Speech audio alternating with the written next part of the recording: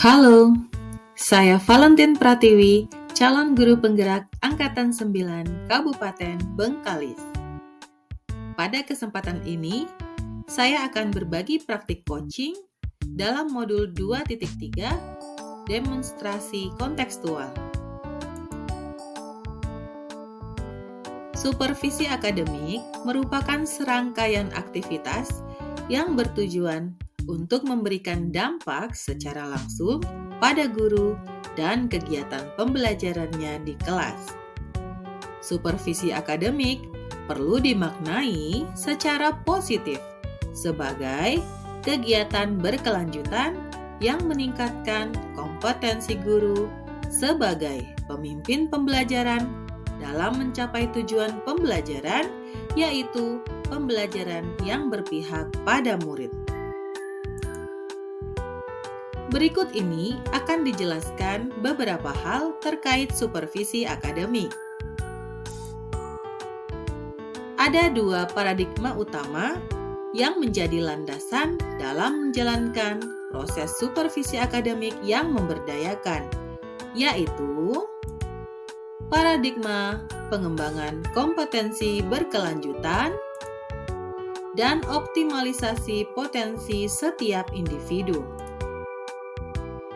Beberapa prinsip supervisi akademik dengan paradigma berpikir coaching meliputi kemitraan, yaitu proses kolaboratif antara supervisor dan guru. Konstruktif, bertujuan mengembangkan kompetensi individu. Terencana, dalam melakukan kegiatan supervisi, baik guru maupun supervisor akan merencanakan sesuai dengan kesepakatan bersama. Reflektif, selama melakukan kegiatan supervisi akademik, guru akan merefleksi dirinya sendiri untuk mencapai tujuan. Tentu saja akan dibimbing melalui pembicaraan bermakna dan pertanyaan berbobot agar guru dapat menemukan idenya sendiri. Objektif, yaitu data dan informasi diambil berdasarkan sasaran yang sudah disepakati bersama.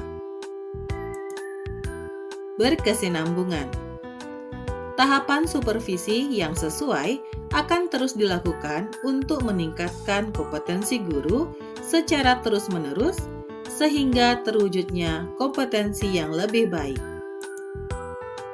Komprehensif, yaitu mencakup tujuan dari proses supervisi akademik.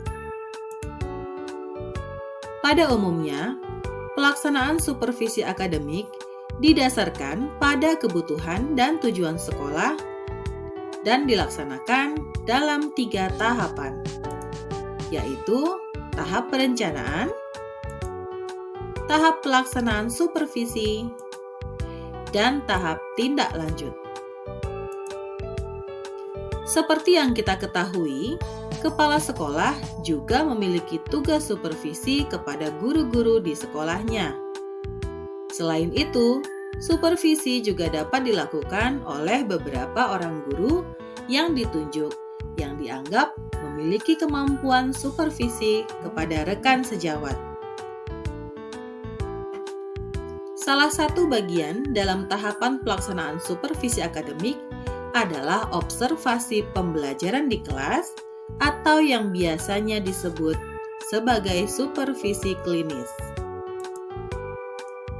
Berikut ini merupakan siklus dalam supervisi klinis pada umumnya, meliputi 3 tahapan, yaitu pra-observasi.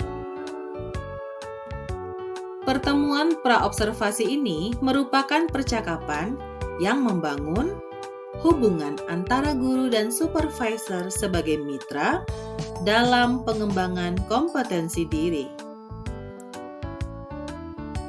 Tahap observasi merupakan aktivitas kunjungan kelas yang dilakukan oleh supervisor yang telah disepakati bersama atau terjadwal. tahap pasca observasi.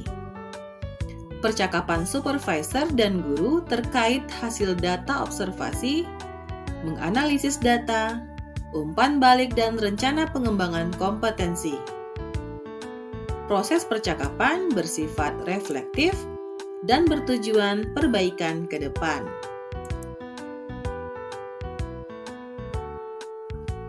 Kegiatan supervisi akademik tidaklah berhenti saat rangkaian supervisi klinis selesai.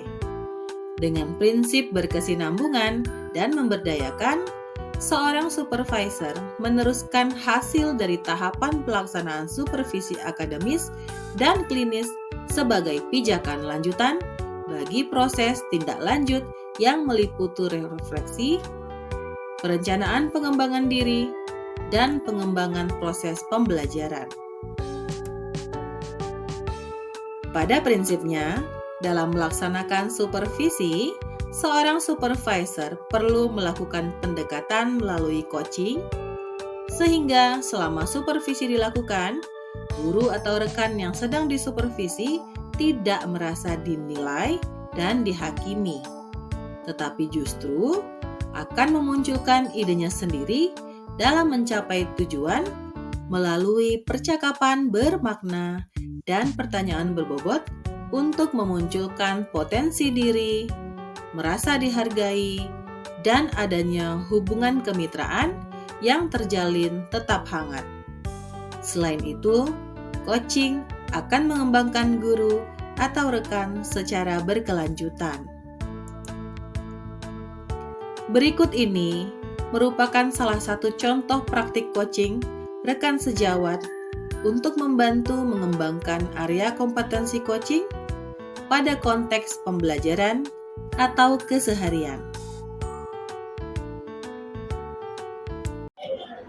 Halo Bu Tiwi. Halo Bu Lina. Wah, Bu Lina cerah banget hari ini. Ya Bu, senang. Terima kasih Bu Tiwi sudah datang untuk membantu saya melakukan coaching nanti. Iya, Bu Lina hari ini mau coaching ya? Iya Bu. Dengan siapa nih Bu Lina mau coaching? Sama Bu Uli. Bu Uli berarti rekan Ibu ya Bu ya? Iya Bu. Iya, baik. Nah, pada pertemuan ini kompetensi mana nih yang mau Ibu kembangkan? Itu Bu, dalam menyusun pertanyaan berbobot. Oh, Ibu ingin dikembangkan pada kompetensi menyusun atau menyampaikan, menanyakan pertanyaan berbobot kepada rekan Ibu ya? Iya, Bu. Oke, baik. Nah, bagian mana Bu Lina yang akan saya amati hari ini? Saya minta tolong Bu supaya diamati. Semuanya sih saya minta diamati ya Bu, tapi terutama di bagian ini Bu, mengidentifikasi masalah supaya pertanyaan saya itu memang fokus, tidak lari kemana-mana. Jadi coachingnya bisa memaparkan masalahnya dan saya bisa menangkapnya di mana masalahnya gitu. Baik, berarti Ibu ingin hari ini kita fokus memperhatikan bagian mengidentifikasi Iya, Bu. masalah coaching Ibu ya, Iya. dengan menanyakan pertanyaan yang berbobot dan juga fokus ya, sehingga Ibu tidak lari begitu ya, atau juga Iya. terhanyut dalam situasi yang dihadapi coaching Iya. Ibu ya. Baik, nah untuk kompetensi yang akan Ibu capai ini, menurut Bu Lina kira-kira nih ya, bagaimana sih penilaian diri Ibu sendiri nih terhadap kompetensi tersebut? Ya itulah Bu Tiwi. Saya selama ini merasa masih kurang gitu. Jadi kadang ketika saya bertanya, pertanyaan itu kurang mengena sehingga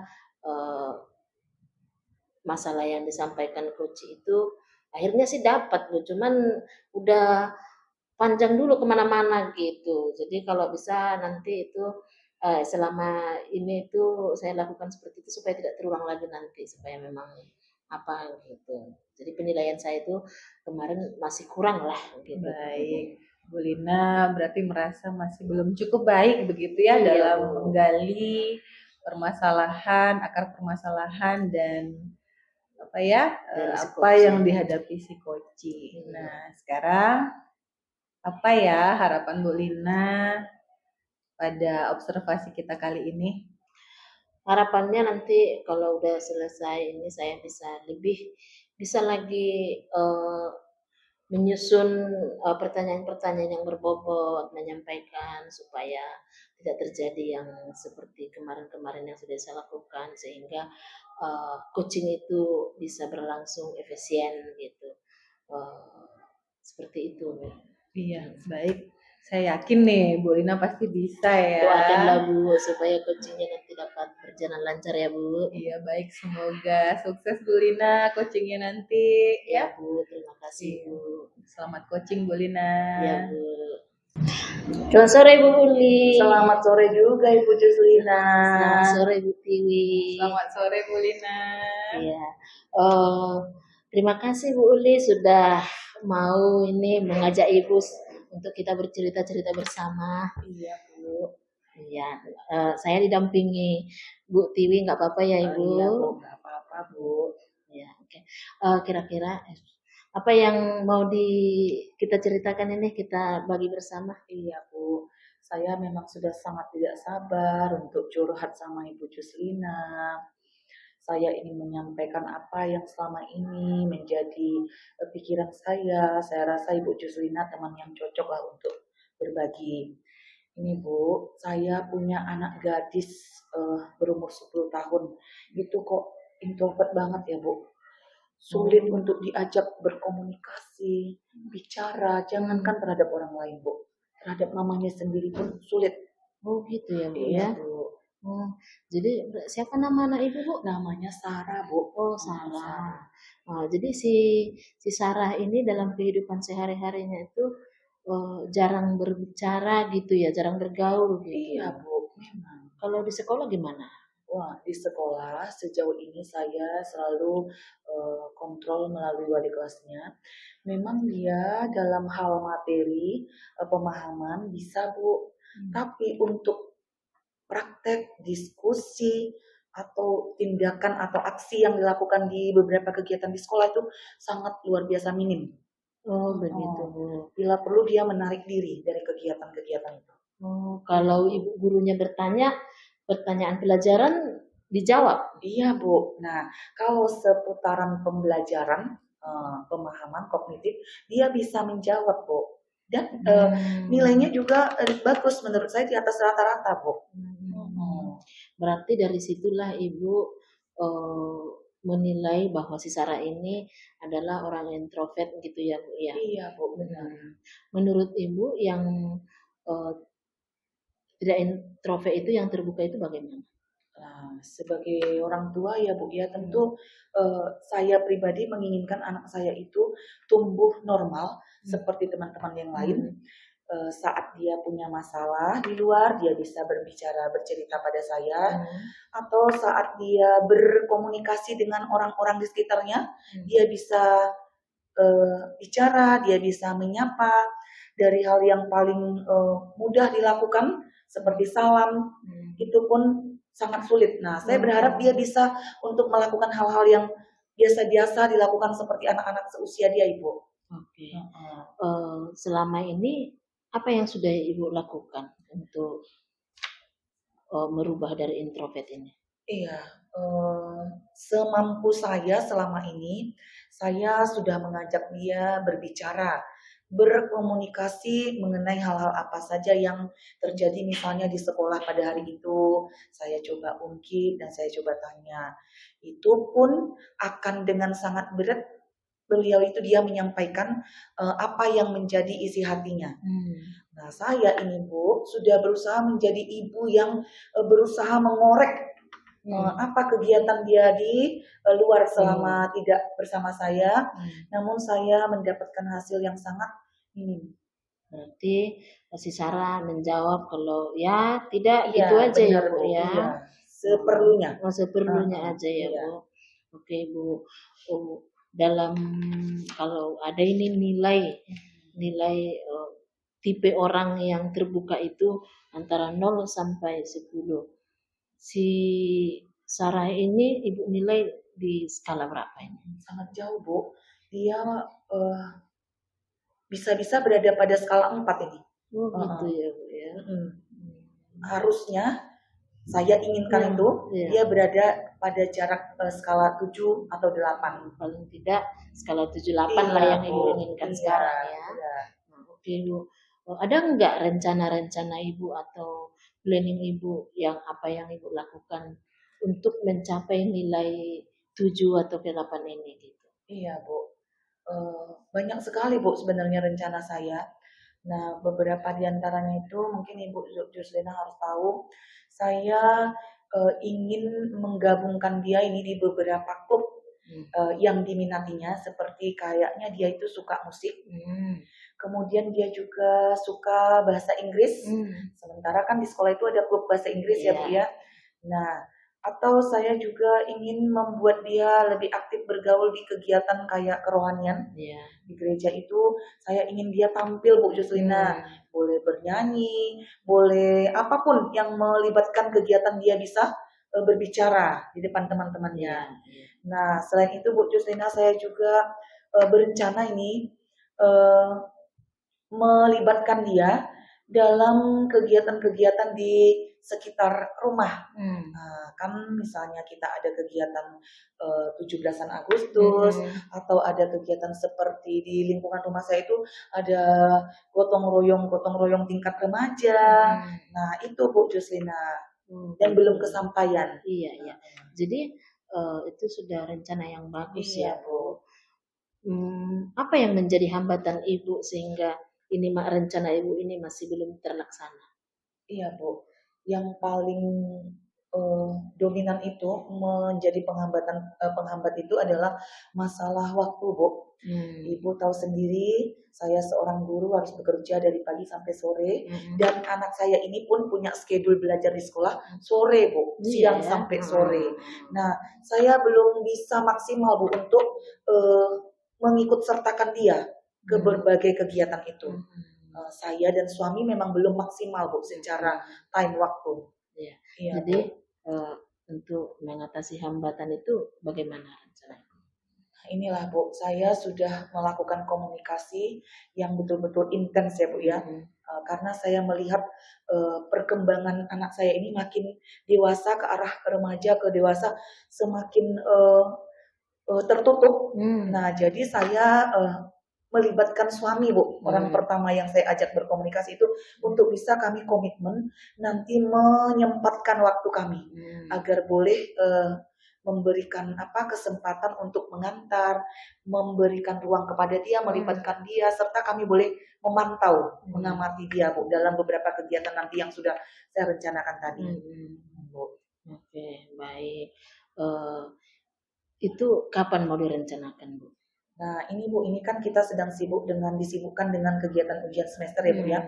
Ini setelah semester ini, ada semester genap ini Bu, saya harus langsung Bu. Saya harus langsung sepertinya mendaftarkan dia. Mungkin prioritasnya nanti ke klub-klub pembelajaran dulu lah supaya dia tertarik. Seperti bahasa Inggris tadi dan seni, musik tadi Bu. Jadi awal semester berarti di Januari ini? Iya Bu, Januari langsung ini ya. Saya harus komit. Ya harus cepat. Iya Bu. Tunggu lama lagi ya Bu. Iya Bu. Oke. Siapa yang bisa Ibu ajak kerjasama supaya ini bisa terlaksana? Iya Bu. Saya sepertinya harus menghubungi gurunya juga Bu di sekolah. Guru dan pihak-pihak yang mendukung tadi untuk dia bisa mendapat les tambahan ke klub English dan ke klub musik tadi Bu. Iya Bu. Oke, baiklah. Itu sudah rencana yang cukup baik. Mudah-mudahan ini dapat terlaksana secepatnya ya Bu, ya, kerjasama dengan suami dan pihak yang diharapkan tadi. Mudah-mudahan Sarah bisa seperti Ibu tadi ke angka 8 ya Bu ya nilainya. Saya sangat berharap Bu ya. Iya, saya doakan supaya itu berjalan dengan lancar. Oke, baiklah Bu. Nanti kalau sudah ada hasil dari situ, kita komunikasi lagi ya, tidak sabar lagi nunggu hasilnya. Pasti Bu. Saya akan menghubungi Bu Juslina atau mungkin saya ingin kita melakukan coaching lagi Bu untuk sesi berikutnya. Japri bisa juga Bu. Terima kasih banyak Bu Juslina. Sama-sama Ibu membuka pemikiran saya hari ini. Ya Bu ya. Halo Bu Lina. Halo Bu Tiwi. Udah selesai coaching ya? Iya Bu, Gimana perasaannya? lega lah Bu. Lega ya? Senang ya Bu ya? Senang udah selesai coaching. Iya. Menurut Bu Lina nih, gimana sih performa Ibu tadi selama melakukan coaching dengan rekan? Kalau menurut saya Bu, sudah lumayan baik lah dibanding yang pernah sudah saya lakukan saat latihan ataupun proses coaching dengan kawan gitu. Berarti Bu Lina sudah merasa ada peningkatan begitu ya Bu ya? Iya Bu. Iya. Mengapa Ibu Lina merasa ada hal yang lebih baik dari sebelumnya? Ya, karena kan Bu, saya tadi sepertinya sudah bisa memberikan pertanyaan yang memancing si Bu Uli atau Kuci tadi itu untuk menyampaikan masalahnya. Jadi saya lebih cepat nangkap apa yang menjadi pokok permasalahannya gitu. Iya. Jadi sudah dengan pertanyaan-pertanyaan saya buat itu tidak terlalu banyak pertanyaan, tapi masalahnya dapat. Jadi saya merasa efisien coachingnya tadi gitu. Merasa efisien dan merasa sudah berhasil begitu ya, menggali semua informasi dari kegalauan yang dirasakan Bu Uli selama coaching ya Bu? Iya. Nah berikutnya nih, boleh nggak saya sampaikan hasil observasi saya? Iya Bu, itu yang saya tunggu-tunggu Bu. Baik. Nah, tadi saya sudah melihat Ibu melakukan coaching dengan rekan. Nah, selama yang saya perhatikan ya tadi Bu sudah sampaikan menurut Ibu ada peningkatan bagian identifikasi masalah coaching. Nah, saya sependapat dengan Ibu karena saya juga menilai demikian ya. Menurut saya tadi Ibu sudah berupaya memberikan pertanyaan-pertanyaan berbobot ketika Ibu mengidentifikasi rekan Ibu menanyakan masalah apa yang dihadapi, kemudian Ibu menanyakan lagi apa tantangannya, kenapa sampai terjadi demikian, dan Ibu juga menggali sehingga rekan Ibu tadi saya lihat memunculkan idenya sendiri untuk menyelesaikan permasalahannya sendiri ya Bu. Itulah Bu. Untunglah bukan perasaan saya sendiri aja. Alhamdulillah ya Bu. Jadi tadi menurut saya nih Ibu sudah identifikasi dengan menanyakan begitu detail gitu ya, bahkan sampai ke akar-akar permasalahannya ya. Dan Ibu juga sudah menanyakan nih idealnya Bu Uli standarnya berapa sih begitu ya. Jadi Ibu sudah mengajak Bu Uli tuh punya target ya kan. Nah kemudian satu lagi nih yang menurut saya sangat hebat dari Ibu ya, justru selama yang saya lihat tadi Ibu tuh terkesan sangat dekat ya dengan coach Ibu. Jadi saya melihat di sana Ibu membangun kemitraan begitu ya, sehingga coach merasa nyaman, akrab. Dan Ibu menunjukkan gestur-gestur itu ya, bahasa tubuh yang wah akrab sekali dengan coach ya. Jadi sehingga pembicaraan yang nyaman tadi itu memunculkan ide coach untuk menggali apa ya yang akan saya lakukan gitu. Jadi sehingga tercapailah tujuan rekan Ibu tadi ya. Baik, bagaimana nih perasaan Bu Lina setelah mendengar apa yang saya sampaikan tadi? Ya senang lah Bu, tambah semangat jadinya untuk melakukan coaching-coaching ataupun share-share dengan kawan gitu. Berarti udah merasa puas ya Bu ya? Iya. Senang. Nah, sekarang kan Ibu udah merasa nih ada peningkatan. Kira-kira ya rencana Ibu ke depan dengan yang udah Ibu lakukan hari ini, Ibu pengen ngapain ya?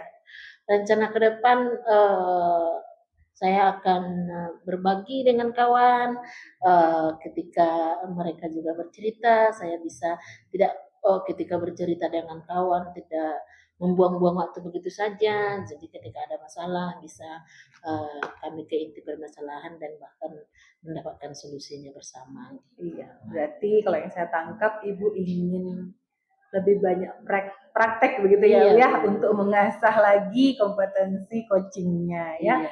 Boleh saya tahu siapa nih nanti yang akan membantu Ibu mensukseskan rencana Ibu ke depan? Rekan-rekan sejawat, wali kelas maupun mungkin ketua jurusan. Ya, Ibu sudah punya bayangan ya siapa yang akan Iya. Ibu ajak ya Iya. untuk berkolaborasi. Lalu kapan nih Ibu akan melakukannya? Dalam minggu depan langsung kayaknya Bu. Wah, Kita keren ya Bu ya.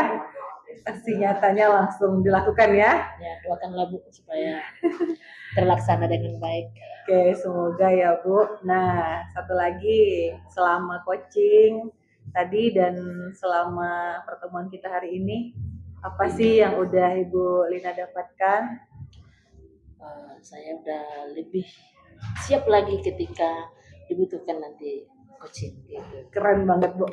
Iya, saya senang banget nih bisa ikut Ibu Lina coaching hari ini. Ya, sama-sama Bu. Saya lebih senang. Terima kasih sudah membantu saya untuk mengembangkan kompetensi saya Bu. Iya, semoga sukses Bu Lina ke depan. Sama-sama Bu. Sehat-sehat kita ya Bu. Amin, terima kasih Bu. Terima kasih.